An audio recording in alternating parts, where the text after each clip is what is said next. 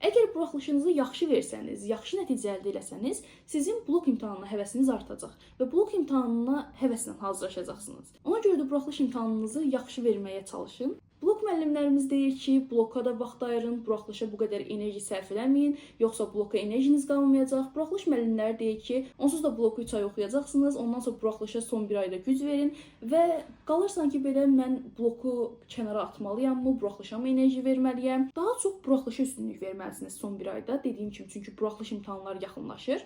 Amma bu demək deyil ki, bunu hissəni vurğulamaq istəyirəm. Blok müəllimlərinizdən, blok fənlərinizdən çıxmayın. Eyni yol keçmiş bir köhnə abituriyent olaraq, tələbə olaraq sizə yol göstərmək istəyirəm. Son 1 ayda necə edə bilərsiniz? Buraxılış imtahanınızın balını artıra bilərsinizmi? Məncə son 1 ayda yaxşı oxumaqla ən azından 20-30 bal artırmaq mümkündür buraxılışda. Mən istərdim ki, buraxılış haqqında fən məsləhət verim. Yəni Azərbaycan dili üçün ayrı, riyaziyyat üçün ayrı, ingilis dili üçün ayrı məsləhətlər verim.